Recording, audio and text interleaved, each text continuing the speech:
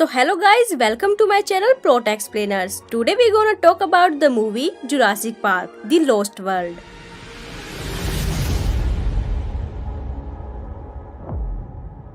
Movie की शुरुआत इस्ला सोर्ना के टापू से होती है, जो कि इस्ला नुब्राल से 87 माइल्स दक्षिणी पश्चिम में स्थित होता है। इस्ला नुब्राल दरअसल वही आइलैंड होता है जहां पर जॉन हैमंड ने जुरासिक पार्क बनाया था, जो कि हम जुरासिक पार्क की फर्स्ट मूवी में देख चुके हैं। अगर आपने अभी तक वो वीडियो नहीं देखी तो आप ऊपर आई बटन पर क्लिक करके उस वीडियो को देख सकते हैं। आगे हम देखते हैं कि इस्ला सोर्ना के टापू पर एक फैमिली वेकेशन पर आई होती है। वे सभी समुद्र के किनारे बैठकर काफी एंजॉय कर रहे होते हैं कि तभी उनकी बेटी जंगल की ओर चली जाती है, जहां पर उसे एक छोटा सा क्यूट सा डायनासोर दिखता है, जो कि एक कोम्सोग्नेथस होता है। वो उसे देखकर काफी खुश होती है और उसके पास आकर उसे एक खाने का टुकड़ा दे देती है कि तभी वहाँ बहुत सारे कोम्सोग्नेथस आ जाते हैं, जिन्हें देखकर वो घबरा जाती है और जोर से चिल्लाने लगती है। उसकी चिल्लाने की आवाज सुनकर सभी लोग वहां आ जाते हैं और वहां पहुंचने पर जो नजारा वे देखते हैं वो नजारा उनके होश उड़ा देता है। आगे सीन शिफ्ट होता है डॉक्टर मैल्कोम की तरफ, जो कि हैमंड से मिलने के लिए जा रहा होता है।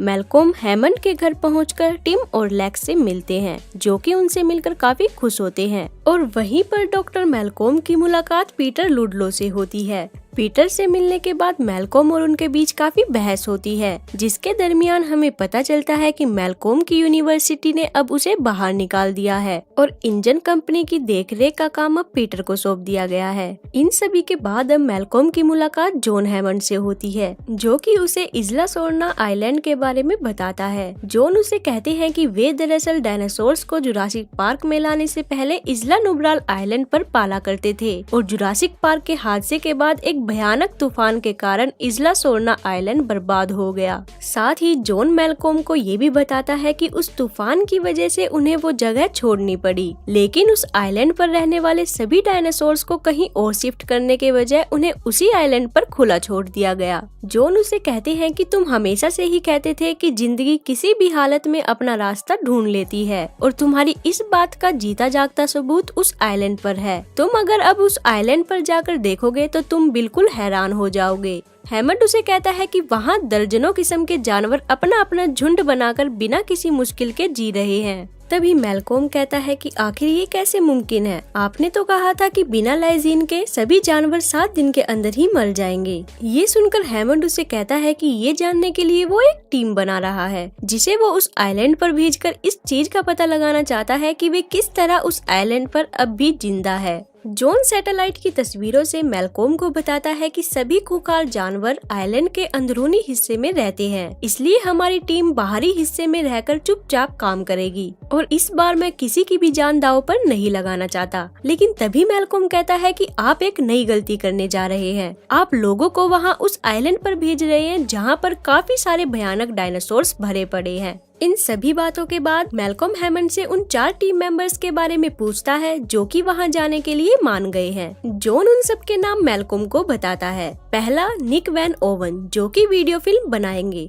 दूसरा एडी कार्स, जो कि मशीन की जानकारी में माहिर है। और तीसरी टीम मेंबर एक वैज्ञानिक है और मैं चाहता हूँ कि चौथे आदमी तुम हो। हैमंड उसे कहता है कि जुरासिक पार्क के हादसे के बाद इंजन कंपनी का काफी लॉस हो गया और कंपनी की हालत ठीक करने के लिए कुछ लोग इस्ला सोर्ना आइलैंड का फायदा उठाना चाहते थे, लेकिन अब तक मैंने उन्हें रोके रखा था। पर कुछ हफ्ते पहले एक अंग्रेज परिवार अचानक उस टापू पर पहुंच गया और वहां उनकी बेटी जख्मी हो गई। हालांकि कुछ ज्यादा नुकसान नहीं हुआ, लेकिन इसका फायदा उठाकर बोर्ड ने मुझसे इंजन कंपनी की देखरेख का काम छीन लिया। मैल्कोम हैमंड की ये सभी बातें सुनकर उससे पूछता है कि वो तीसरी टीम मेंबर यानी वो साइंटिस्ट कौन है, जो कि आइलैंड पर जाना चाहती है। तब हैमंड के बताने पर उसे पता चलता है कि वो साइंटिस्ट कोई और नहीं बल्कि उसकी मंगेतर डॉक्टर सारा हार्डिंग है, जिसे सुनकर मैल्कोम घबरा जाता है और उसे फोन करके मना करने वाला होता है कि तभी हैमंड उससे कहता है कि वो पहले ही टापू पर पहुंच चुकी है। वो सबसे पहले इस काम की शुरुआत करना चाहती थी और बाकी की टीम 3 दिन में वहां जाने के लिए रवाना हो जाएगी। मैल्कोम कहता है कि वो टीम वहां आज ही जाएगी और वो भी सिर्फ सारा को वापस लाने के लिए, और ये कहने के बाद वो वहां से चला जाता है। मैल्कोम अब जॉन की बनाई टीम के बाकी मेंबर्स से मिलता है। वहाँ मैल्कोम से मिलने उसकी बेटी कैली मैल्कोम आती है, जो कि उसके साथ आने की जिद करती है, लेकिन मैल्कोम उसे मना कर देता है और वहाँ से चला जाता है। वहीं पर हम देखते हैं कि अब वे सब आइलैंड पर जाने के लिए रवाना हो जाते हैं। रास्ते में उस बोट का मालिक उन्हें कहता है कि वो आइलैंड के ज्यादा करीब नहीं जाएगा और ना ही वहाँ रुकेगा, क्योंकि उसने आइलैंड के बारे में काफी किस्से सुन रखे थे। साथ ही वो ये भी कहता है कि उसके अनुसार सभी उस जगह को मौत की घाटी कहते हैं। अब वे सभी जहाज से उतरकर आगे बढ़ते हैं और जीपीएस की मदद से वे सारा को ट्रैक करते हैं। थोड़ी देर बाद उन्हें वहाँ सारा का बैग मिलता है, जिसे देखकर मैल्कोम घबरा जाता है। लेकिन तभी उन्हें वहाँ एक स्टेगोसोरस का झुंड दिखाई देता है और उन्हें देखकर निक उनकी तस्वीरें लेने लगता है। वही हम देखते हैं कि सारा भी वहाँ मौजूद होती है, जो कि उन स्टेगोसोरस की तस्वीरें ले रही होती है। और जब सारा निक को देखती है तो वो काफी खुश होती है और उसे डरा देती है।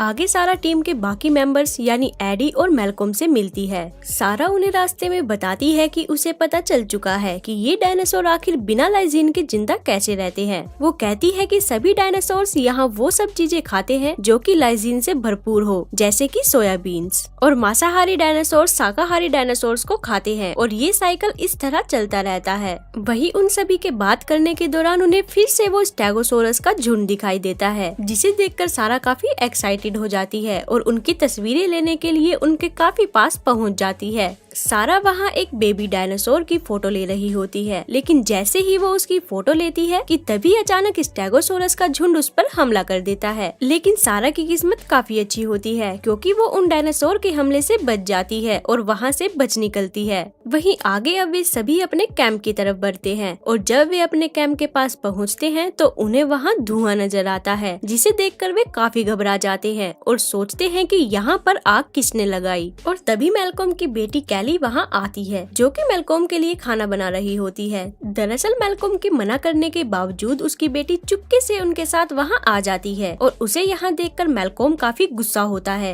मैल्कोम उसे इस खतरनाक आइलैंड पर अपने साथ रखना नहीं चाहता था, जिसकी वजह से वो उसे वापस भेजने के लिए फोन लगाता है, लेकिन सिग्नल ना आने की वजह से उसकी कॉल नहीं लग पाती। वही सारा कैली के वहाँ आने पर उसकी तरफदारी करती है और उसका हौसला बढ़ाती है। वही जब वे सभी कैली को लेकर बातें कर रहे होते हैं कि तभी वहाँ काफी सारे हेलीकॉप्टर आ जाते हैं, जिन पर कि इंजन कंपनी का नाम लिखा हुआ होता है। दरअसल इंजन कंपनी ने वहाँ उस आइलैंड पर एक नई टीम भेजी होती है, जो कि उन डायनासोर्स को पकड़ने के लिए वहाँ आई होती है। आइलैंड पर लैंड करने के बाद वे सभी वहाँ उन डायनासोर्स को एक एक करके पकड़ने लगते हैं। वही हम देखते हैं कि रोनाल्ड, जो कि उस टीम का लीडर होता है, वो अपनी टीम के साथ मिलकर पहले एक पैचिसेप्लोसोरस को उसके झुंड से अलग कर देता है और उसे पकड़ लेता है। इसके बाद रोनाल्ड दोबारा अपनी टीम से एक और डायनासोर पकड़ने के लिए कहता है, लेकिन अब की बार वो डायनासोर एक पैरासोरोलफस होता है, जिसे पकड़ने में उन्हें थोड़ी मुश्किल होती है, लेकिन फाइनली वे उसे पकड़ ही लेते हैं और उसे पिंजरे में बंद कर देते हैं। वे सभी एक एक करके वहाँ काफी सारे डायनासोर्स को पकड़ लेते हैं। आगे हम देखते हैं कि रोनाल्ड को वहाँ एक टीरेक्स के पंजों के निशान दिखाई देते हैं, जिसे देखकर वो काफी एक्साइटेड हो जाता है। दरअसल रोनाल्ड को खतरों से खेलने का काफी शौक होता है और उसे एडवेंचरस चीजें करने में काफी मजा भी आता है, जिसकी वजह से वो पीटर लुडलो, जो कि इंजन कंपनी का सीईओ है, उससे अपनी फीस के बदले एक टीरेक्स के शिकार करने की इजाजत मांगता है। ये सुनकर पीटर उसे परमिशन भी दे देता है। वहीं आगे हम डीटर स्टार्क और डॉक्टर रॉबर्ट को देखते हैं, जिन्हें वहाँ एक कॉम्सोग्नैथस दिखाई देता है, जिसे देखकर डॉक्टर रॉबर्ट स्टार्क से कहते हैं कि ये डायनासोर्स झुंड में शिकार करते हैं और साथ ही ये काफी ढीठ और खुखार भी होते हैं। रॉबर्ट उसे इस डायनासोर के बारे में बता ही रहा होता है कि तभी स्टार्क उस डायनो को इलेक्ट्रिक शॉक देकर वहाँ से भगा देता है और कहता है कि मैं इससे भी ज्यादा खुखार हूँ। दूसरी तरफ रोनाल्ड और उसका साथी अजय उस टीरेक्स के पंजों के निशानों का पीछा करते करते उसके घर तक पहुँच जाते हैं, जहाँ उन्हें सिर्फ टीरेक्स का एक बच्चा मिलता है। अजय रोनाल्ड से वहाँ उस टीरेक्स का इंतजार करने के लिए कहता है। वही सीन चेंज होता है मैल्कोम और उसकी टीम की तरफ, जो कि रोनाल्ड के आदमियों पर नजर रख रही होती है। मैल्कोम ये सब देखकर समझ जाता है कि जॉन को इसका पहले से ही अंदाजा था, जिसकी वजह से वे हमें जल्दी से जल्दी इस आइलैंड पर भेजना चाहते थे। अब आगे वे सभी उन डायनासोर्स को बचाने के लिए वहाँ कैंप में जाकर उनके पिंजरे को एक एक करके खोल देते हैं। उसी वक्त पीटर वहाँ अपने सभी टीम मेंबर्स को अपने नए जुरासिक पार्क का मॉडल दिखाता है। दरअसल पीटर सैन डिएगो में एक नया जुरासिक पार्क बनवा रहा होता है, जिसके लिए वो उन डायनासोर्स को पकड़ने इस आइलैंड पर आया था, ताकि वो इन डायनासोर्स की मदद से प्रॉफिट कमा सके। और जब वो उन्हें मॉडल दिखा रहा होता है कि तभी पिंजरे से खुलकर सभी डायनासोर बाहर आ जाते हैं और सभी जगह तोड़-फोड़ करना शुरू कर देते हैं। उनके तोड़-फोड़ की वजह से एक कार जलती हुई एक पेड़ पर गिर जाती है और वो पेड़ वही पेड़ होता है जिस पर कि रोनाल्ड और अजय टी-रेक्स का इंतजार कर रहे होते हैं। लेकिन उनकी किस्मत काफी अच्छी होती है क्योंकि उस कार के गिरने से पहले वे दोनों उस पेड़ से नीचे उतर जाते हैं। वहीं आगे हम देखते हैं कि निक को वहाँ वही बेबी टी-रेक्स दिखाई देता है जिसे कि रोनाल्ड ने बांध रखा था। निक उसे लेकर अपने कैंप में चला जाता है जहाँ पर सारा उसका इलाज करती है। आगे एडी पेड़ के ऊपर एक बेस बनाता है जिस पर कि मैल्कोम और कैली भी चढ़ जाते हैं और अब जब वे तीनों उस बेस पर होते हैं तो उन्हें वहाँ जंगल में कुछ हलचल दिखाई देती है। मैल्कोम समझ जाता है कि ये जरूर वही टी-रेक्स होंगे जो कि अपने बच्चे को लेने के लिए यहाँ आ रहे हैं। तभी मैल्कोम तुरंत सारा को कॉल करता है लेकिन वे उसकी कॉल अटेंड नहीं कर पाती, जिसे देखकर वो काफी घबरा जाता है और वहाँ से नीचे उतरकर उस वैन में चला जाता है जहाँ सारा उस बेबी डायनो का इलाज कर रही होती है। लेकिन जब तक वो उस बेबी डायनो को बाहर निकालता तब तक काफी देर हो चुकी होती है क्योंकि तब तक वे टी-रेक्स वहाँ पहुँच जाते हैं। सारा उन्हें देखकर समझ जाती है कि वे उन पर हमला करने नहीं बल्कि अपने बच्चे को लेने आए हैं। सारा अब उन्हें उनका बच्चा लौटाकर उस गाड़ी का दरवाजा बंद कर देती है। उस बेबी डायनो को लौटा देने के बाद वे सभी एक सुकून की सांस लेते हैं। लेकिन तभी कहानी में एक ट्विस्ट आता है। जब वे सभी उस गाड़ी में आराम कर रहे होते हैं तो तभी वहाँ वे टी-रेक्स दोबारा से आ जाते हैं, लेकिन इस बार वे उन्हें पहाड़ी से नीचे गिराने लगते हैं। सारा नीचे गिरने ही वाली होती है कि तभी मैल्कोम उसे पकड़ लेता है और उसे बचा लेता है। अब वे तीनों उस गाड़ी में फंसे होते हैं जो कि उस पहाड़ी से नीचे गिरने वाली होती है। उन्हें इस सिचुएशन में देखकर एडी काफी घबरा जाता है और उन्हें बचाने के लिए एक रस्सी पेड़ पर बांधकर उनके पास फेंक देता है। एडी अपनी कार की मदद से उस वैन को पीछे खींचता है, लेकिन तभी जो रस्सी उसने पेड़ पर बांधी होती है वो रस्सी अचानक से खुल जाती है जिसके कारण वे तीनों मरते मरते बचते हैं। आगे हम देखते हैं कि एडी दोबारा से उस रस्सी को पेड़ से बांध देता है और वैन को ऊपर खींचने की पूरी कोशिश करता है, लेकिन बदकिस्मती से जब वो उस वैन को ऊपर खींचता है कि तभी वे टी-रेक्स फिर से वहाँ आ जाते हैं और एडी को कच्चा चबा जाते हैं, जिसकी वजह से वो वैन जिसमें कि वो तीनों फंसे होते हैं वो तुरंत नीचे गिर जाती है। लेकिन अब की बार उनकी किस्मत काफी अच्छी होती है क्योंकि वो तीनों उस रस्सी की वजह से बच जाते हैं और अब मैल्कोम, सारा और निक तीनों उस रस्सी पर लटके होते हैं जो कि किसी भी समय टूट सकती थी। बट उस रस्सी के टूटने से पहले रोनाल्ड और उसकी टीम वहाँ पहुँच जाती है और उन्हें बचा लेती है। जब वे सभी ऊपर आते हैं तो उनके और रोनाल्ड की टीम के बीच में उन डायनासोर्स को लेकर काफी बहस होती है, जिसके दौरान हमें पता चलता है कि उन लोगों के पास जो कुछ भी कम्युनिकेशन डिवाइसेस थे वे अब टूट चुके हैं, जिसकी वजह से अब वे बाहरी दुनिया से संपर्क नहीं कर सकते। लेकिन उसी वक्त पीटर उन्हें जॉन द्वारा बनाए एक कम्युनिकेशन डिवाइस के बारे में बताता है जिसके कोऑर्डिनेट और फ्रीक्वेंसी उसके किताब में लिखी होती है।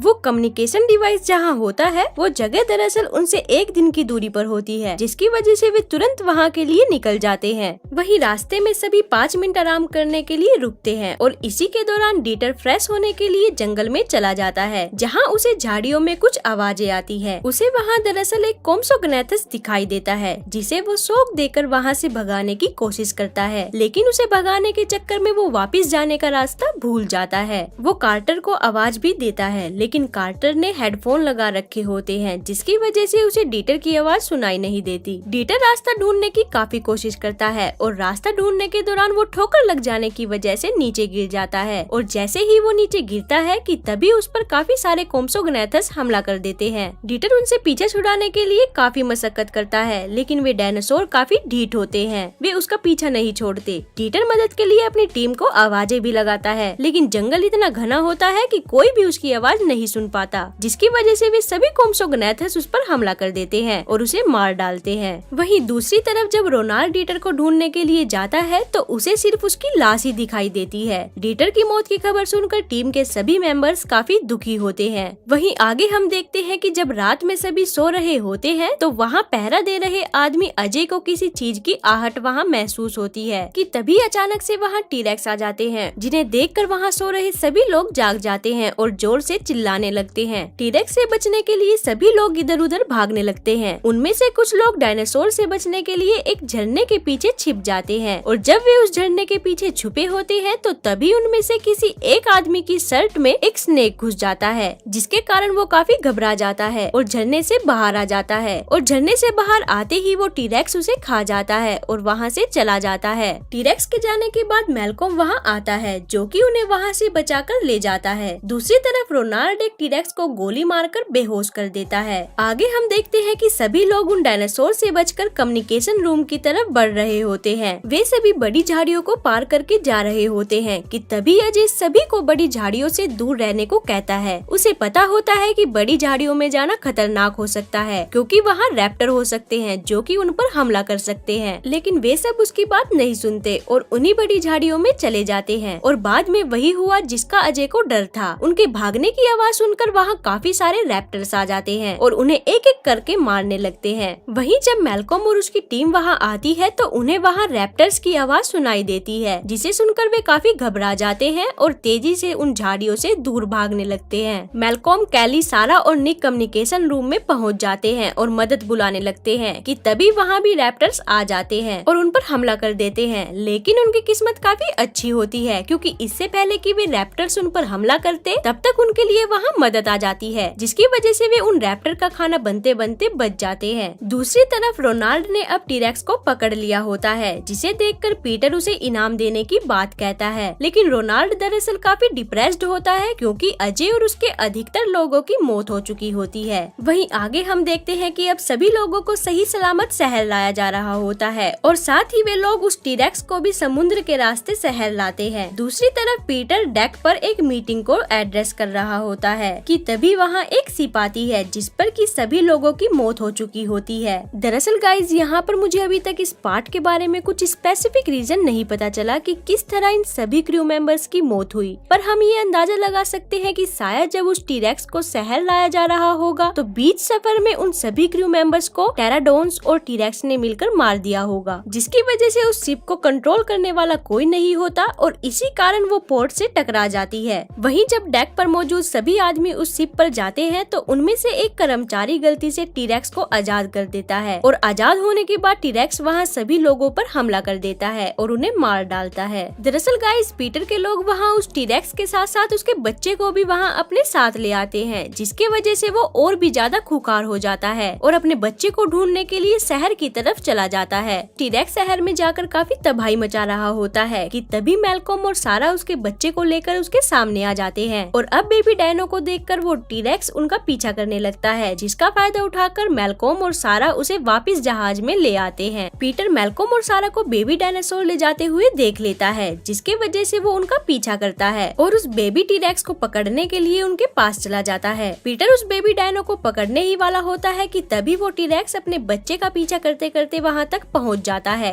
पीटर उस टीरेक्स को देखकर काफी डर जाता है और वहाँ से भागने की कोशिश करता है, लेकिन उसके भागने से पहले ही वो टीरेक्स उसे पकड़ लेता है, जिसके बाद वो बेबी डायनासोर उसे मार डालता है। वहीं आगे सारा एक गन से उस टीरेक्स को शूट करके बेहोश कर देती है और उसे वापस पिंजरे में बंद कर देती है। वहीं सीन शिफ्ट होता है एक न्यूज चैनल की तरफ, जहां हमें पता चलता है कि अब उस टीरेक्स और उसके बच्चे को सही सलामत वापस उस आइलैंड पर भेजा जा रहा होता है और अब उन सभी डायनासोर्स को कुदरत के हवाले छोड़ दिया जाता है और इसी के साथ हमारी मूवी यहाँ खत्म हो जाती है। गाइस अगर आपको ये वीडियो अच्छी लगी तो लाइक कमेंट जरूर करें और सब्सक्राइब करना ना भूलें। तो मिलते हैं फिर अगली वीडियो में। Thank you.